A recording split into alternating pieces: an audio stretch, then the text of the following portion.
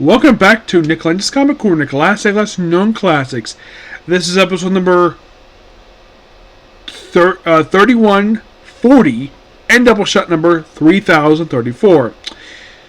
First, we're starting off with a book. It's Young Avengers by Gillen, the complete collection. Yes, they're also doing a Bloodhound Time trade. We'll talk about that later.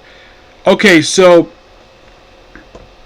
this book came out while I was reading comics. It was released in 2012, was concluded in 2013. Lasted 15 issues, slightly longer than the first volume. And there's no denying, the first volume is amazing. It never had a bad issue in its entire 12-issue run, plus the special. And yes, later on it had a Present series, which I will get back to that. But here's the weird thing about this book. Once this book was concluded, there was no more Young Avenger books. Apparently, I heard there was planning to do another Young Avengers book, with swapping out some of the cast with some newer second generation characters and some what I've heard is bingo characters. Apparently, the way I was hearing it described is that Marvel didn't have faith the book was going to sell, so they axed it before it came out. It's only like the second book I've heard of recently that happened with, the other being the really awful new premise that was for New Warriors. So, it is mostly put the same lineup from the previous volume, except that Patriot has retired after the of Jones Crusade and been replaced by Miss America, and of course we also have, Norvell, aka Marboy, aka Captain Marvel, aka the Protector later on. Yeah, he basically was previously the Protector prior to this. Now he's back being Marboy for some reason.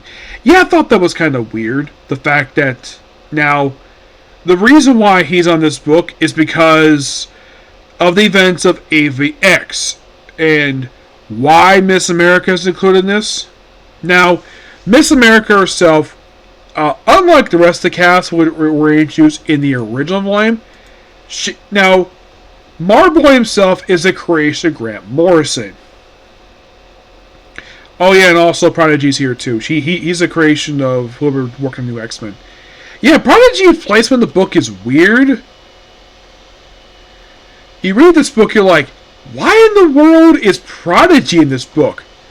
I mean, it makes no freaking sense at all.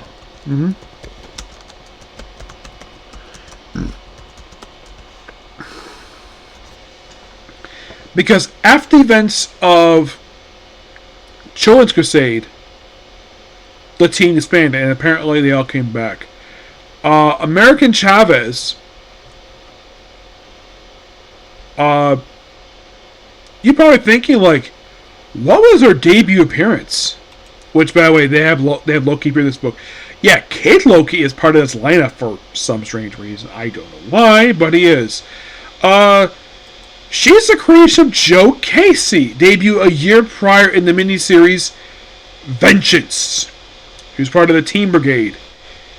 Yes, for some reason that she debuted here first, and this miniseries infamous for its covers, where originally these were pinups and they were picked as the covers. And that's kind of basically how it is with this one. I may review at some point. I have heard this miniseries was a follow-up with Joe Casey, some of his most previous books that he worked on. Yes. And for American Chavez, prior to this book, her previous appearance was in Vengeance. Yes. Well, of course, they also include the .1 book. Yes. So, by the time that she appeared in this book, her next appearance was basically a little over a year later in Marvel Now .1. Yeah, this whole one-shot would just basically... Marvel loved doing these things every year. Pretty much in a way, the whole point of this book is to serve as a backdoor pilot to several books. The Miss America and Loki book led to Young Avengers. They also had a Nick Fury story related to Secret Avengers, a Peter Quill story related to Bendis' run for Guardians of the Galaxy, Nova, which is on the Jeff Mears No book. An FF book, which is Ant-Man's story. They'll let FF Volume 2 by Matt Fraction. And of course, there's also Cable and X-Force. That's the Force story. Who Forge came out alive and well. Oh, by the way, we have debut of Earth 212. Because, here's the weird thing related to this Earth. I don't think that basically Miss America, basically this one-shot retconned the fact that she's from a different Earth. Because all she remembers in the miniseries had that short story appear in this book, and then... Yeah, so... After the whole... By the way, Karen Gillen writes this whole thing with the Point One story done by Jamie Mckelvie. He also does the pretty much almost the entire ongoing series for this book, except for issue 6. That's done by Kate Brown. Yes, the last issue was done by Becky Cohen. He does basically... Jamie Mckelvie does 13 of the first 14 issues of this book. Only 2, 6 and 15 is not due. So American Child ends up with King Loki. And of course, basically... So then, of course, we move on to the Young Avengers book, where the opening issue opens up with Kate Bishop on a frickin' space station owned by... Actually, it's a spaceship owned by Norval, a.k.a. Marvel Boy. Yep. Who she is a relationship with in this book. No, seriously. Oh, it's actually his spaceship.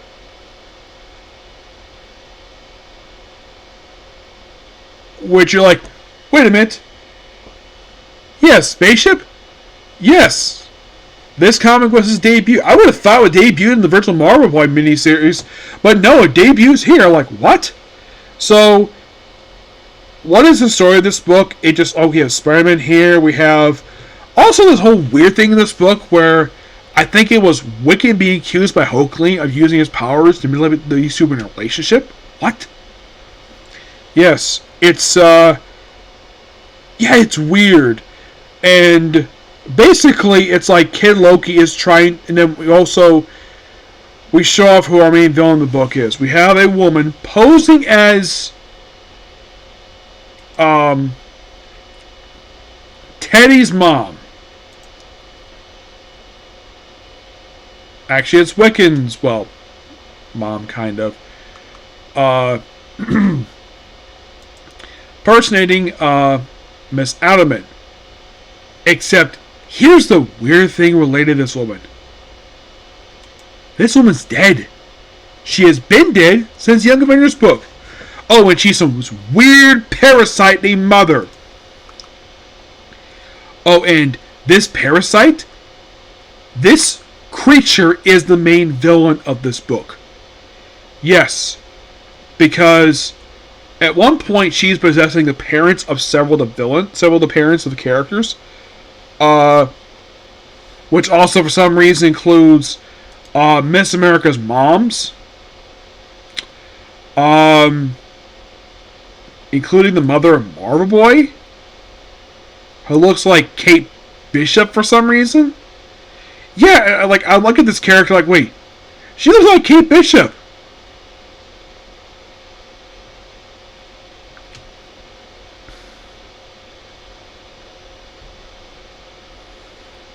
Yeah, it's weird. So,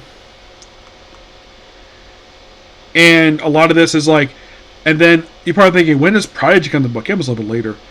By the way, one point they basically run into the Unity Squad, who don't buy the fact that their parents basically being possessed. Yeah, Karen Gillen writes the Avengers be complete morons. Not the first time this time period with the Avengers in not their book, though this is Unity Squad, mind you, where they're written to be completely idiotic. One of 2 books who did this. Who think, oh, nothing's wrong, we're all good here. Despite like nothing really is, nothing is good. The only book did this around the same period of time as this book was Superior Spider-Man, where Dan Slott wrote the Avengers as complete idiots. He wrote Spider-Man's supporting cast as complete idiots who apparently don't buy the fact that something is wrong with Peter in that book. This one's like, oh yeah, they think kids are lying. Despite the fact they're actually telling the truth here. Yeah, it's weird. And so you're probably thinking, okay, we're bringing Young Avengers together. When in the world do we have the team reassemble? Issue 5. Yes. So, and at one point they have to basically run through multiple dimensions running from Mother, and then issue 6 we debut this character named Patriot, who is not the real Patriot, because the real Patriot is retired at this point in time. And this is before the debut of the new Patriot, debut of the Secret Empire. Where Eli Bradley is Spirit of Time, I don't know. And by the way, when this book ends, do we find out who the heck this guy is? Nope. No, we don't. He just completely disappears. At one point, someone thought it was Speed. Nope. False alarm. Yeah. That was a plot from this book. This entity who impersonates Patriot. Yes. We also be appearing here by Transonic, a character who is a Karen Gillen character who you think, oh, maybe have this girl join the Young Avengers. Now, this book basically, issue 6, basically brings in Prodigy. Who, by the way, Kieran Gillen out of this guy is gay. Yep, out of him is gay, despite the fact he wasn't in a straight relationship. Yep. And then we debut these things called Sneckerfuckles. What? Yeah, these weird shapeshifters who appear for issue 1 and 7. Now, I'm thinking that Kieran Gillen really wanted to use the Skrulls, but he probably was told no, so he created these other creatures. Prodigy joins issue 7. And we have this alternate timeline Kate Bishop who debuts in this book. Except it's a bird. Yeah, this book is just plain weird. And then Hulkling quits the team because the whole thing of because he accuses and then we debut what Mother looks like just some freaking parasite. And then we have these constructs of the Young Avengers who appear for a few issues. Yeah. Where it's Hulkling and it's like Kitty Loco is after him. And then we have a burning of a costume. Basically, it's like, oh, we're giving everybody up. But it's the alternate timeline stuff. And then we have this thing called the Thin Spandex Line, which is comprised of these following characters who team up in this final issue to take on Mother and her fake Young Avengers. Transonic, Annul, Armor, Bling, Mercury, Velocade, Shark Girl, Rockslide, Primal, Pixie, Venice, and that's from the X-Men. From Avengers Academy, Venice, Striker, Lightspeed, and the Lyra She-Hulk. From the Avengers, White Tiger, Ava, and Victor Alvarez, Power Man. From the Future Foundation, Alex Power and Eartha, who was the son of Black Bolt Medusa. Cloud9, Gravity, Troll, the Female Scorpion, Lucy in the Sky from Runaways, and Scar. Those who are not familiar with the character Cloud9, she is from the Avengers Initiative book.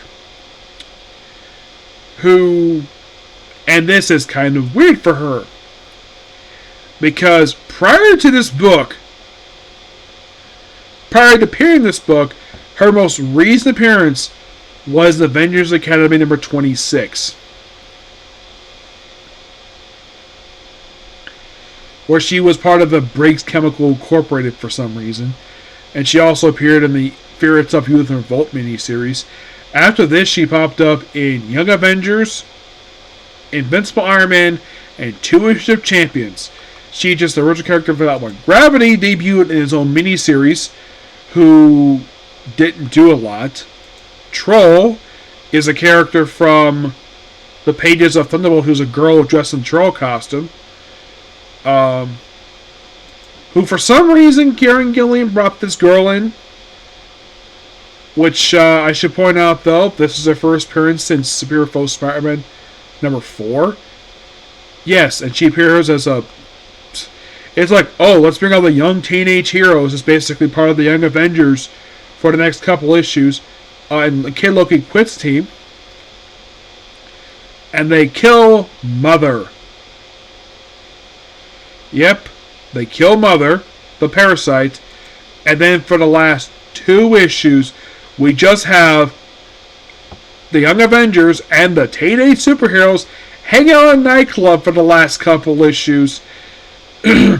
And then reveal, oh, like, almost all of the characters are gay or bisexual for Kate Bishop. And American Chavez had this thing where she said, oh, basically, like, is everybody gay here but me? He's like, oh, I know how you look at me. And American Chavez said, implying the fact that maybe, according to American Chavez, she thinks that Kate Bishop is thinking for her that's something she clearly does not. This book is bad. Oh my gosh, this book is so freaking bad. Yes. And if you're really, really curious, did the Young Avengers ever return? Of course, yes, they are mentioned in New Avengers by Al Ewing. But did they ever return once this book wrapped up? Apparently, the members reunited for original sins. Excuse me. Yes. They popped up in Avengers X-Men Access number 5. I think as a cameo. Because of Hulkling Wiccan. An issue of Avengers World, which was a tie-in to AVX. 2 issues of Astonishing Ant-Man. Pay a little bit Empire because of the whole thing with Hulkling Wiccan getting married. And that's it. But you read this book, you can see why Marvel asked this book after. It's like, maybe, just maybe, there's plans to do more stuff here, but the first 13 issues of this book is plain awful. And the rest of the book is just, oh, let's have the characters hang out in a nightclub, do a 2-part celebration, beating a freaking parasite called Mother. There's no denying this book was bad. It is by far one of Kieran Gillen's, and this is my opinion, one of the worst books I've ever seen ever come out with. At least Iron Man was more decent than this. He was writing Iron Man the same time as this book, and that book lasted longer than this. That lasted for a shocking, 13 issues longer than this book did. And that book ended after 28 issues, compared to this, which was 15. And by the way, when the last issue came out, it was 2013. I think it was, correct? It was, 2014. So, 11 years later. And they had Loki's story continue with all new Marvel Now .1. Yes, the new initiative that came out right after this book came out. Yes, it's part of Marvel's next phase of its restart, and that basically led to the awesome Loki Asgard series. While Young Avengers continue over Mortal Sins, which I might view that at some point. Best thing about this book is the artwork. There's no denying the best thing about the book is the artwork. So the honest question is, why am I bringing this book back? I guess Kieran Gillen proposed an idea for Young Avengers or something. I have no idea why. I give Young Avengers by Kieran Gillen a 4 out of 10. I would give it a little bit lower because the book was so bad, but I only give it a high because it's got good artwork. Yep. Next up was much better book. We have Blood Hunt Midnight Suns, which collects the 3-issue miniseries Midnight Suns and the Wear It by Night one-shot for Blood Hunt. And you know the weird thing is about this book? It's like some of this book was supposed to be in the main event.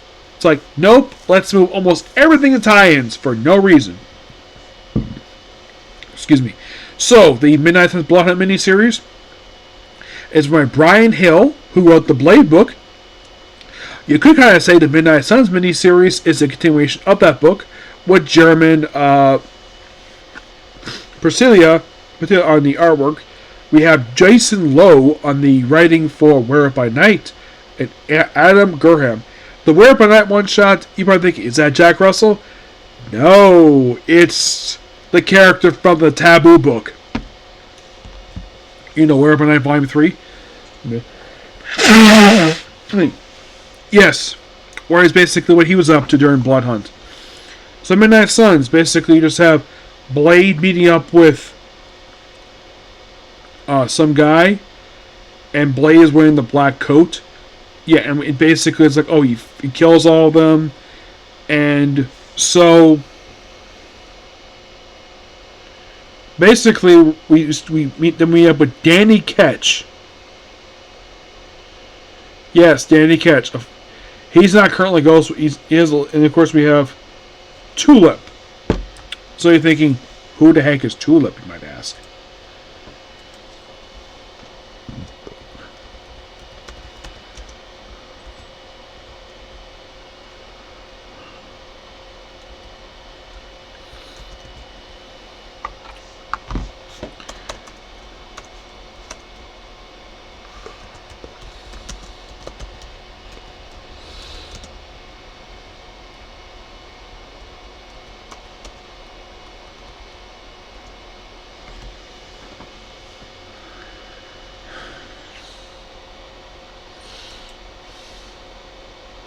Here we go. So, Tulip is a character from the Blade ongoing, which Brian Hill created. And also, we see return of a character who,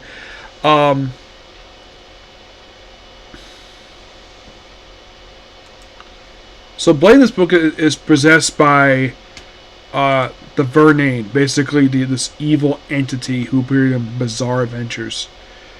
Yep. So we bring in the characters. We mentioned the whole thing with Blade.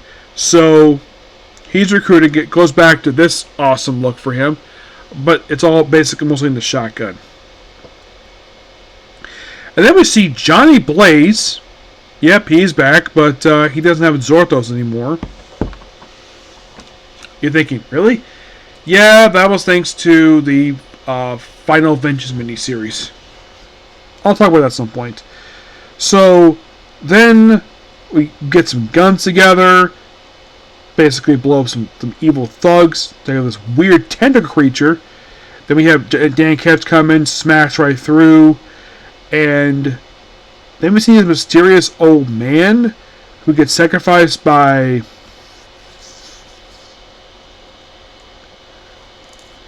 And then we have Lilith pop in the book. Yes, Lilith. Yeah, she was the villain who fought Midnight Suns. We also see Vicky Montez, who is from the book Darkhold from the Pages of Sin. Yes, a Chris Cooper character. I think the last time she appeared was in a Carnage book. Prior to this book coming out. Yep. Kind of, yes. She also previously appeared in the short story for Crypt of Shadows. Yes, she had a short story in here called Skin Crawl. But prior to that, she featured Marvel Voices Pride and Carnage.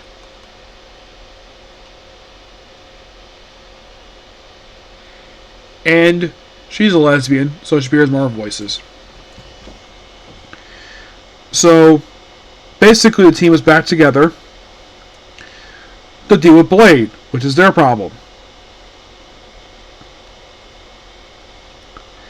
So we have a nurse basically takes on a patient, and then we have a vampire. We have a vampire coming in and proceeds to slice his head open to see. I'm not going to show it because it's disgusting. Reminds me a lot of the weird creatures that popped on Blade 2. Yes. And then, of course, basically, Dan Ketch comes in, his awesome motorcycle destroys the vampire. And you okay, miss? The one with the flaming skull is a good guy. You're safe now. Who are you? He's so punishing good things deserve it. Yep. So, they talk to this nurse.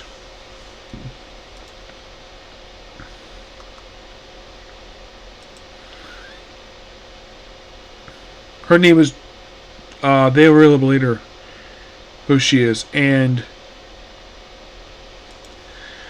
yeah, so they talk basically with scene, of course, then Blade comes in, they fight him, they summon a circle, and then the last book, basically, this book, in a way, is, like, and then basically, by the end of the book, Blade is free from his possession of the demon who possessed him. Yep. So they bring back some creature, deal with this one vampire, and then, well, then we have stuff going on the Blood Hunt. And that's kind of it for that miniseries. Yeah, we have the Wear Up a Knife from the Taboo miniseries, like I said, who deals with his stuff, what he was going on during Blood Hunt, which is deal with some other vampires. Yeah, just him versus vampires. And that's kind of it. I do like the Midnight Suns miniseries, and here's the weird thing. They set this up where he was like going to be the main villain of the book. And his whole thing is resolved this miniseries. Not the main miniseries. I don't really know why.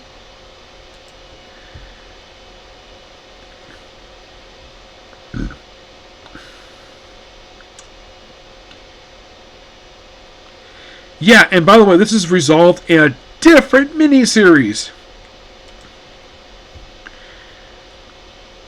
So I'm like, why bring back the character if you're not going to resolve this character's plot line in the main miniseries?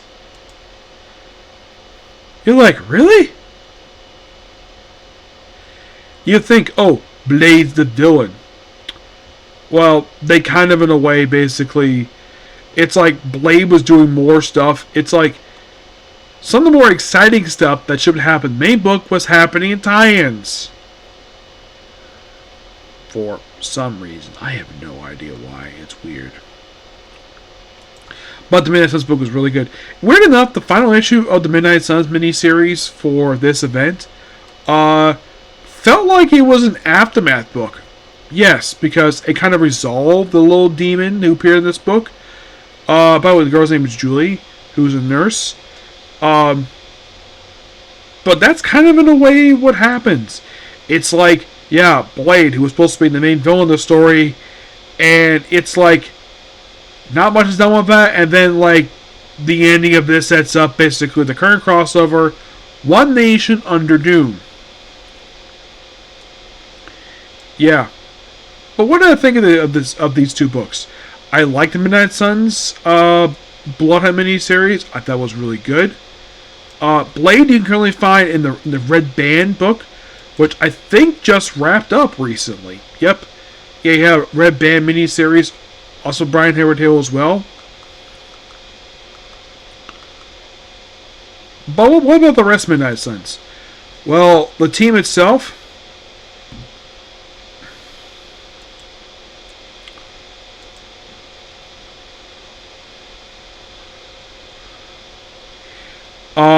they would actually not return after this. Nope. They would not. How about Johnny Blaze? Johnny Blaze, I believe that they decided to give him, like, they did the Spirits of Vengeance book that came out right after this one, which got axed after only 6 issues.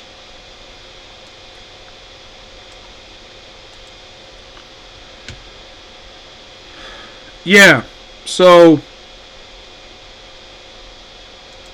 but then he returned in Daredevil Unleash Hell Red Band miniseries. Yeah, he returned for that, and he's Batman Ghost Rider for some reason. his brother Dan Ketch, who's back being Ghost Rider again, which I'm so happy the fact that the writer remembered, oh yeah, he's supposed to be Ghost Rider. And probably the reason why they have Johnny Blaze becoming a Ghost Rider in this book, probably because it's supposed to be a love letter to the one from the 90s. So, he also returned in Spirits of Vengeance. And he's not been seeing that book wrapped up.